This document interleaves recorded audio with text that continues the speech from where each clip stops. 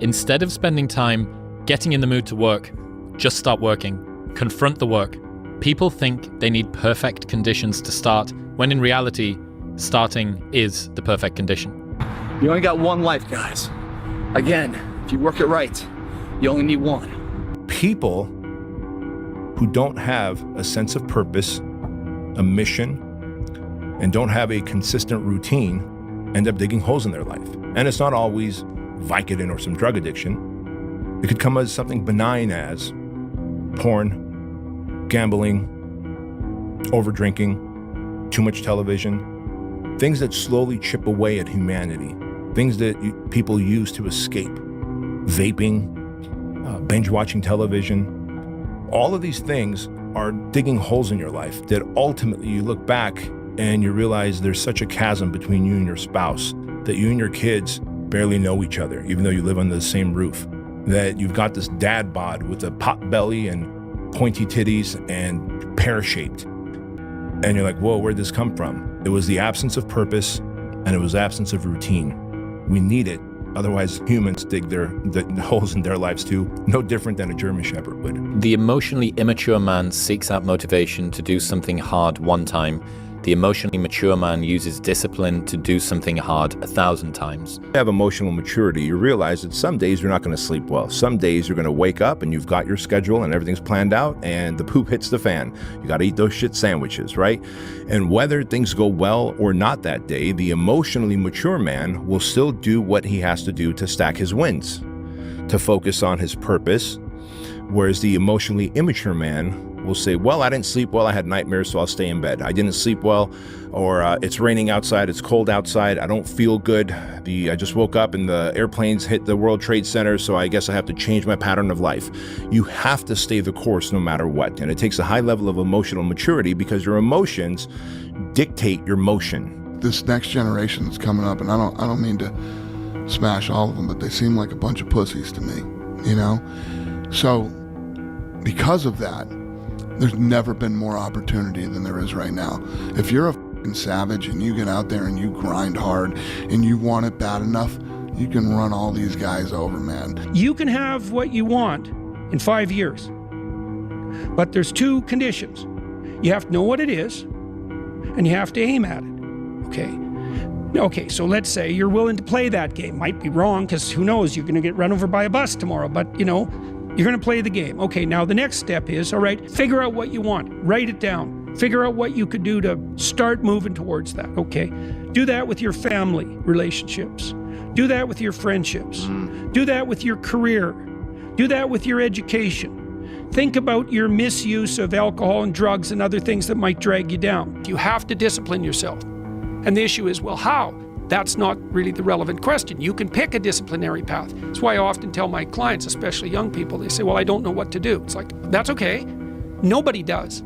Go do something. Do the best thing that you can think of. Put the best plan you have into practice. It's not going to be perfect, and it will change along the way. But it will change partly because you become disciplined pursuing the path. And as you become disciplined, you become wiser. And as you become wiser, you become able to formulate better and better plans. The man who never failed. The man who never fell has no glory. The man who fell and got back up, that's where his glory is. The man who fell 20 times and got up 21 times, that man has even greater glory. Wow. That man has more courage, way more courage than the guy who was so strong from birth that he never fell. There's no glory in that. The heaviest things in life aren't iron and gold, but unmade decisions. The reason you are stressed is that you have decisions to make, and you're not making them. We're all writing a book. What's your book look like?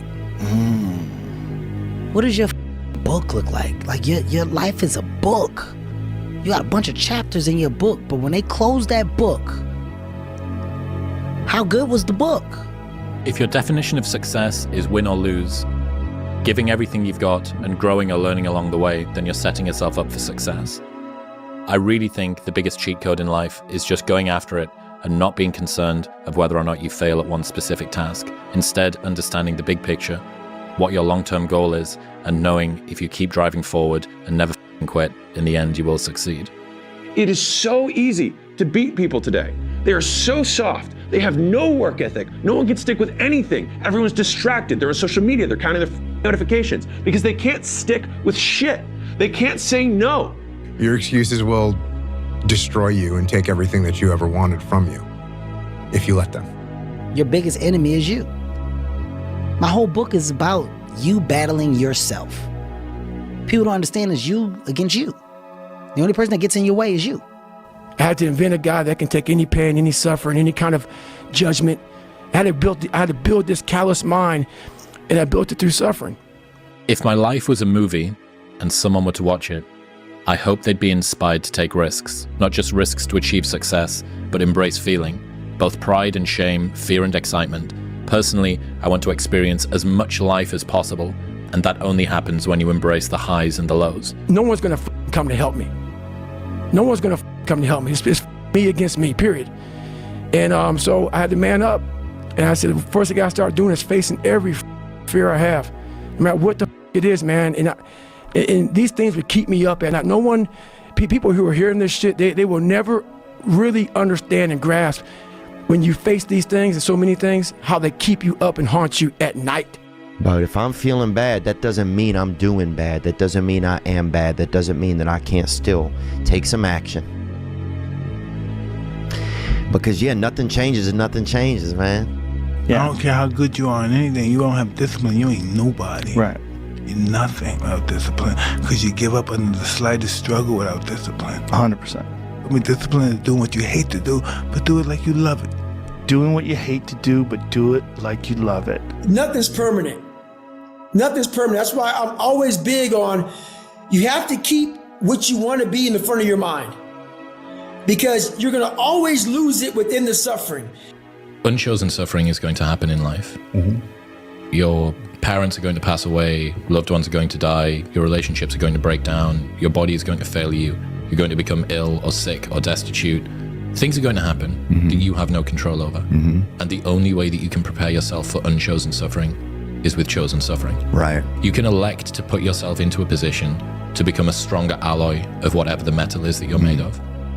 And by purposefully choosing difficult things, you will armor yourself against that situation. It's still going to suck. Hard times create hard men. Hard men create soft times. Soft times create soft men. Soft men create hard times. We are now around soft men and hard times. Yeah. We're in the time of toxic masculinity, right? Where you could be toxically male. The more you put into anything in life, the more you're going to get out.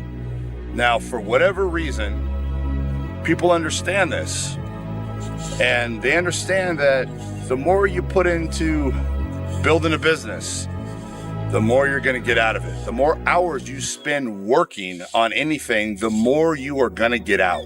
This is probably one of the heaviest hammer blows, I think, for today, this next one. This is a real hammer blow. Anger tweeting? Great. No, it's not. It's an existential one. Oh, fun. You've already achieved goals you said would make you happy. You've already achieved goals you said would make you happy. Because if I just think, well, tomorrow I'm just going to coast and eat Twinkies and watch TV.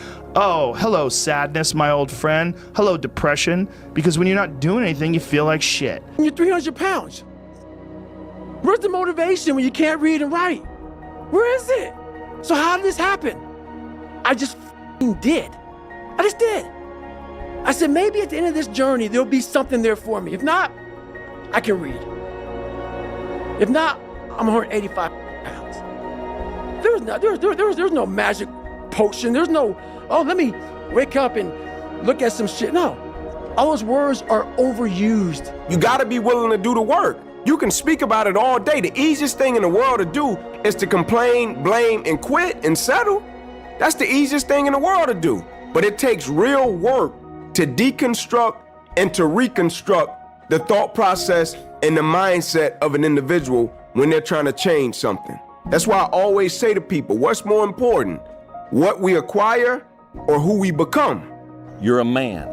You are a man. Stand up and be a man. Make the hard decisions, make the sacrifices, make the unpopular decisions, and become comfortable in your own skin. And if you are not a person that you are comfortable being alone with, that is the one person in this universe that you have full power, full right, and full responsibility to change. And what's interesting about most skills is that the amount of effort that it takes to maintain a skill versus the amount of effort it takes to grow a skill is like 1/10 the amount of effort. And so this is where the effort arbitrage is so important in terms of allocation. And so if you do a 4 out of 10 on 10 things, you will make progress on none. You will make the same amount of progress that you could have made if you just did 1 out of 10, which is none. You just don't regress. But the extra 3 points that you save on the 9, you could put on one other item and have a 10 out of 10 or a 13 out of 10 in effort. And then after every periodized chunk of time, have a big W or win that you can look back on and say, I did that, and therefore I am. I get happier about the harder it is because I know that no one else will follow. It's a selection effect. And I think if you can shift from this is hard to no one else will be able to do this, then it flips from being this thing that you're like, oh, poor me, to oh, poor everyone else who's going to have to fucking try. Listen, every day when you get out of bed, life's standing right there to kick you in the face, man. And you have to be ready for it, and you got to deal with it. You can't curl up into a ball. You can't run away from it. You can't hide. You have to take all this shit head on. You've got to work harder. You've got to commit more. You've got to take more responsibility. You've got to deal with more ups and downs. And if we can deal with that question, how much are you willing to suffer? I work with gold medal champions, and they suffer every day. They work enormously hard. They sacrifice enormous things in order to get that success. You might think that life is unfair. You might think that life dealt you a bad hand, but I'm here to tell you life will give you exactly what you tolerate.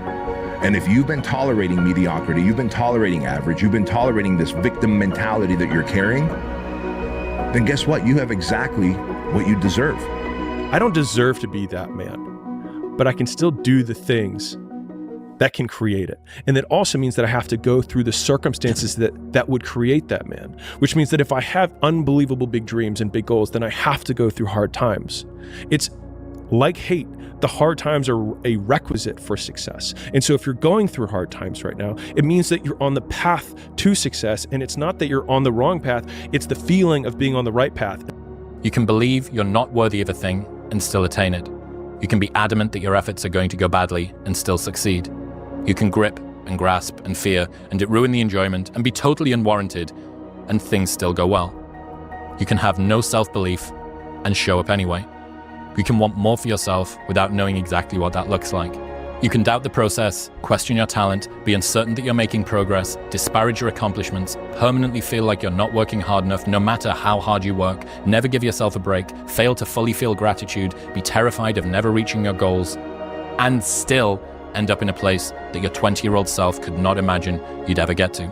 If you're going through that right now, and I promise you, every single person who wants to do something with their life and has done something with their life has gone through the exact chapter that you're going through. And it's the lonely chapter. It's the chapter where you don't fit in with your own friends, but you don't have the outcomes yet to fit into a new group of friends. And you're doing this thing, you're consuming content on the internet, you're doing these free tutorials online to try and figure out how to set up a podcast and where do I host this thing? And then you're going through this and you're like, is this even worth it? Because you have no signs of success, right? But if there's anything that you can take away from what we're saying right now is that the sign of success is the hate that you get along the way.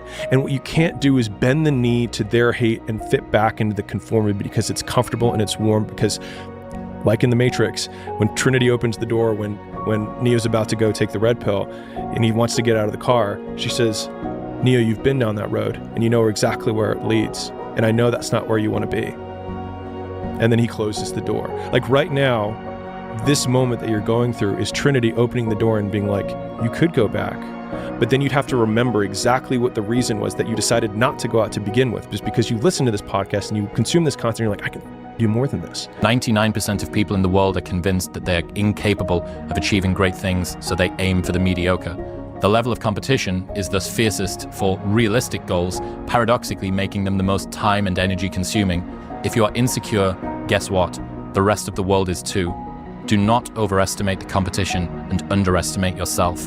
You are better than you think. Don't take today off. Not today. Wait until tomorrow.